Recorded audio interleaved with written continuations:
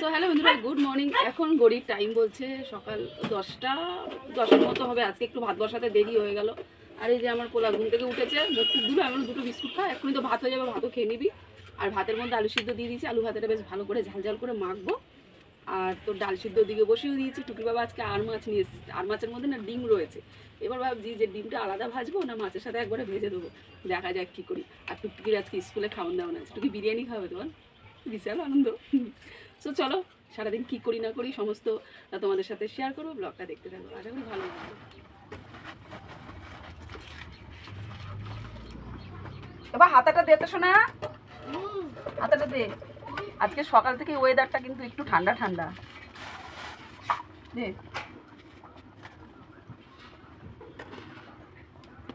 আয়,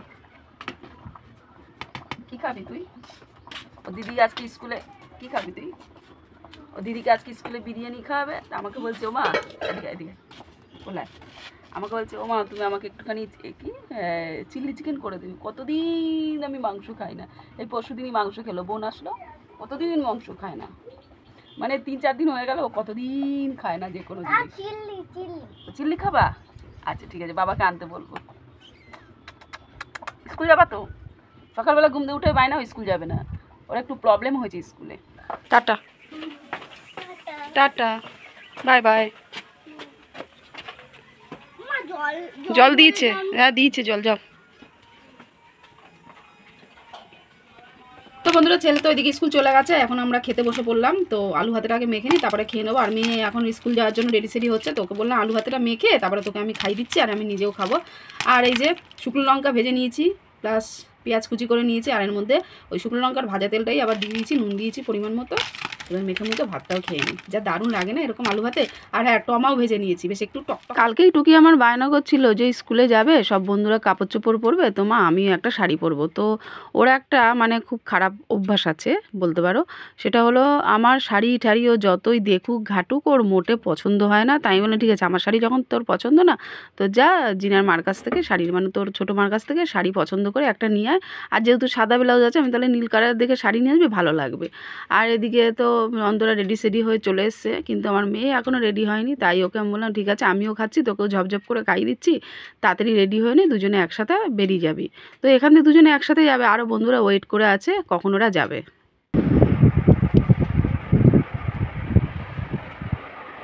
ভালো লাগছে না, এখন সাজুগুজু কর, তারপরে তো ভালো লাগবে।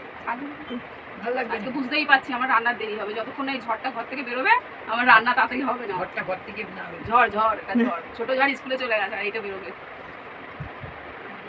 বুঝলো? বুঝছি, ঠিক আছে।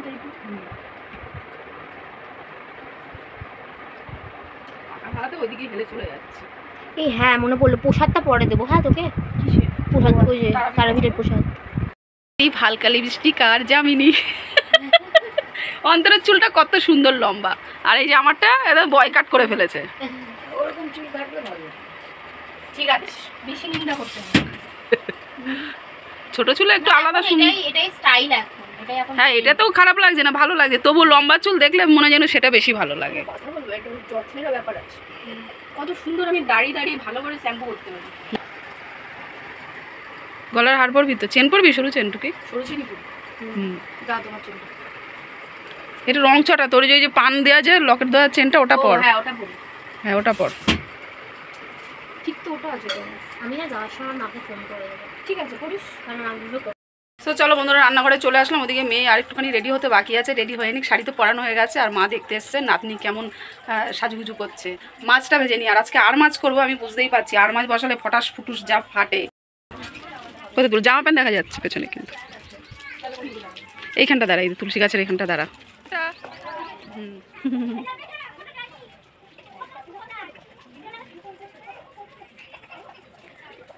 মেয়েরা ওদিকে চলে গেলে এবার আমি আবারও রান্নাঘরে চলে আসলাম। এবার আমাকে আর মাছের সাথে যুদ্ধ করতে হবে, মানে আর মাছ আমাকে ভাজতে হবে। আর মাছের মধ্যে যেহেতু ডিমটা রয়েছে আঙুর ফলের মতো দেখতে, তো সেই ডিম শুদ্ধই আমি মাছটা ভেজে নেবো। আর মাছ, বোয়াল মাছ, এখন মোটামুটি যে কোনো মাছ ভাজতে গেলেই ওই ফটাস ফুটুস করে তো ফাটতেই থাকে, তাই খুব সাবধানে ঢাকা দিয়ে দিয়ে আমি এদিকে মাছটাকে ভেজে নিচ্ছি। ব্যাস ভাজা বসিয়ে আমাকে এদিকে টুকটাক কাজগুলো খুব তাড়াতাড়ি করে সেরে নিতে হচ্ছে। বালতির মধ্যে ফ্যান যেহেতু উপর তো ফ্যান ছিল, সবজির খোলা ছিল, সেগুলো একবারে দূর করে পুকুর পাড়ে ফেলে দিয়ে আসলাম। সকালবেলা আমি যখন স্নান করতে গিয়েছিলাম তো কয়েকটা জামা কাপড় কেচে দিয়েছিলাম, মানে অল্প কয়েকটা, বেশি না। আর এখন ফ্যান ফেলতে গিয়ে দেখছি জামা কাপড়গুলো শুকিয়ে গেছে, তাই নিয়ে চলে আসলাম। রোদ্দুরে আবার বেশিক্ষণ থাকলে সেই কেমন রং ডিসকালার হয়ে যায়, ভালো লাগে না আস্তে আস্তে, মানে বেশি দিন যায় না জামা কাপড়গুলো, তাই না? তো দেখো এদিকে ঘরটাও আমি ঝাড় দিয়ে নিচ্ছি, কারণ অন্যান্য দিন মেয়ে যখন স্নান করতে যায় তার আগে ঘরটা ঝাড় দিয়ে দেয়। তো আজকে সেই সময়টা তো হয়নি, সেই শুভ কাজটা আমি করে নিই। তো এদিকে রান্না চাপিয়ে, মানে মাছটা ভাজা হয়ে গেছে, মাছটা এখন কষাচ্ছি, কষাতে কষাতে এতগুলো কাজ আমি টুক করে নিলাম। টুকির বাবা কাজ দিয়ে চলে এসছে। ও টুকি বাবা, মিস্ত্রি তো পালিয়েছে গো, একটুখানি কাজ করে এমনি পালিয়ে চলে গেছে। দেখো না কখন গেল আমি বুঝতেও পারিনি। হ্যাঁ ওই যে ওই বক্সটা একটুখানি করে রেখে ব্যাস পালিয়েছে, ওই যে ব্যাগ প্যাক সব রয়েছে, ওগুলো ঢুকিয়ে দিতে হবে। কখন গেল কে জানে।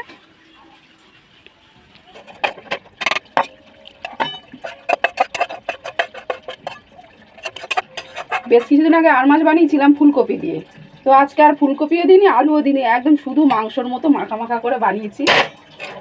রান্না বান্না সব হয়ে গেছে, এই যে গ্যাস ফ্যাস মুছে নিয়ে একদম সব ক্লিন হয়ে গেছে আর কি।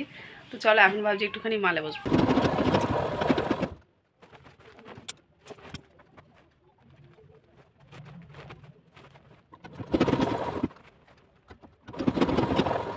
কি হয়েছে বাবা?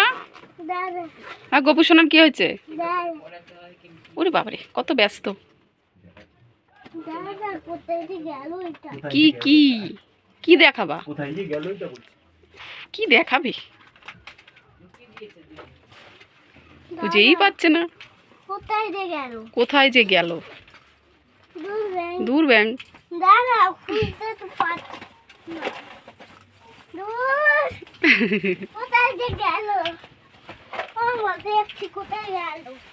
ওরে বাবারে কি দামি জিনিস দিয়েছে দেখি। হ্যাঁ দেখি তো। ও এই অনুযায়ী বই নিয়ে যেতে হবে স্কুলে? ওই যে এই বইগুলো আছে, এই রুটিন দেখে বইগুলো স্কুলে নিয়ে যেতে হবে, বুঝেছো? বুঝতে পেরেছো? নাও যত্ন করে, না ওটা দেয়ালে সাটিয়ে, হ্যাঁ এটা রেখে দাও, মেয়ে এসে সাটিয়ে দেবে এখানে দেয়ালে। আছে আঠা, রুটিনটা ওই দরজার মধ্যে চিপকে দেবো, ওই রুটিন দেখে প্রত্যেকদিন বই নিয়ে যেতে হবে। দেখতে দেখতে বেলা ভালোই হলো, মেয়ে এখনও বাড়ি ফেরেনি, স্কুলেই রয়েছে, জানি না কখন আসবে।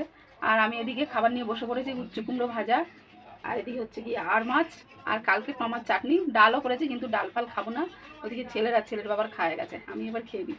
দুপুরে খাওয়া দাওয়া শেষ করে মেয়ের ঘরে এসে চেয়ারের মধ্যে বসে বসে একটা পিকচার দেখছিলাম, মানে বহুদিন আগেকার বই, সাদা কালো পিকচারের, আর বইটার নাম হলো শ্রীমান পৃথ্বীরাজ। এত হাসির বই, মানে খুব সুন্দর বই। আর সাদা কালো পিকচারের বইগুলো কিন্তু ভালোও হয় দেখতে, না যদি একটু মন দিয়ে দেখা যায়। ওই যে আমার দুই বাচ্চা এখন পড়তে বসেছে দুপুরবেলা, আর এই বাচ্চা ঘুমাবে না বলে হোমওয়ার্ক নিয়ে বসে পড়েছে। আমার মন বসে না ঘরেতে, তাই তো গেলাম সাগরে, মন বসে না ঘরেতে, তাই তো গেলাম সাগরে, নেংটি ইন্দুরটা কি করে দেয়ালে, ওই দেয়ালে তুই কি করিস আমাকে একটু দেখা না। আটকেছে রুটিন দেখি, বাহ খুব সুন্দর।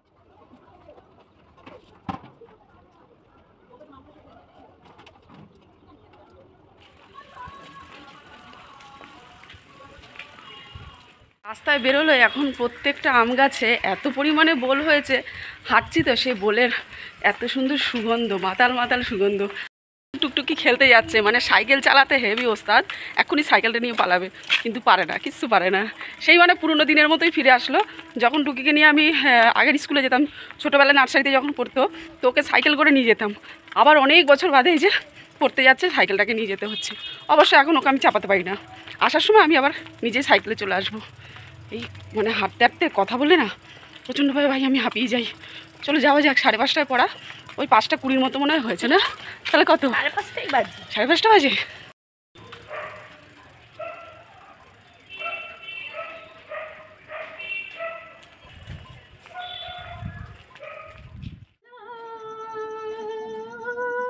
তুমি আমি বসে আছি দুজনে, তুমি বলবে আমি শুনবো, তুমি বলবে না।